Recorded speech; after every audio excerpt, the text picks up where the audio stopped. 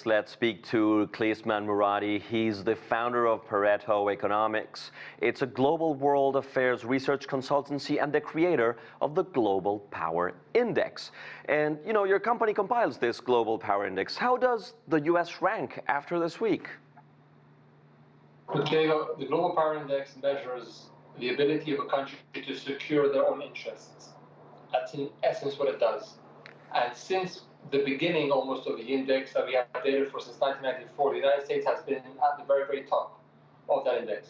Now, what Trump is doing now is in line with these ambitions to secure the interests of the United States using tariffs as a mechanism to do so. This is going to have domestic and international ramifications for sure. He's hoping it's going to have good ramifications because that's why he's doing them. And markets, international players, global business and policymakers will now need to respond to this in a way which helps them secure their own interests in line. But over the next probably 5 to 10 years, what we're going to see is countries which rank higher in the index are ones who are able to use what they have at their disposal, right? Be it their financial strength, be it investment in technological leadership, right? Be it the securing of systemically important commodities, etc., to fulfill whatever agendas they want to fulfill. And it's a constant battle between countries to do so. And you're in Europe. The continent takes a very long time to process decisions for various reasons we're not going to discuss. But how do you think this is going down in Brussels, and how do you see the length or the film, you know, of the reaction rather than the photo? Well, look, you can't help but almost be impressed by the level of chaos that President Trump has caused around the world. But be not mistaken, he's been talking about tariffs for the last 40 years. All you need to do is go to YouTube and see clips of him talking on Oprah a long time ago, talking about these kinds of things. He's reiterated it throughout his campaign.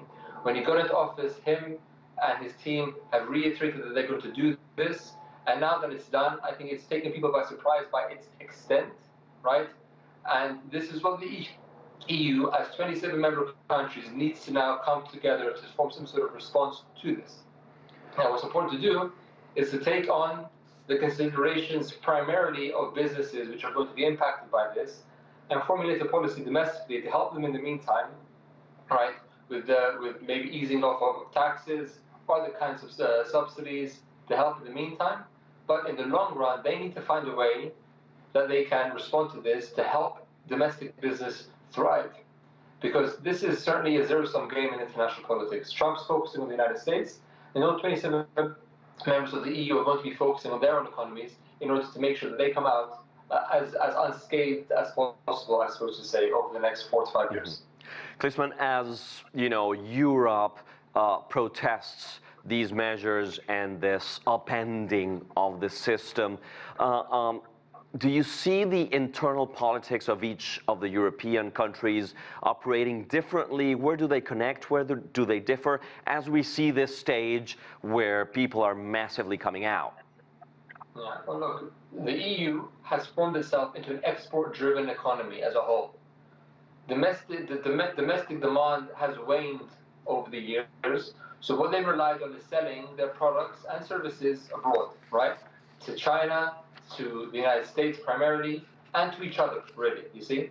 So now, with one of their biggest trade partners, for many countries, the United States is either the first or second biggest trade partner, these tariffs are going to make it more expensive for these importers to bring down these products.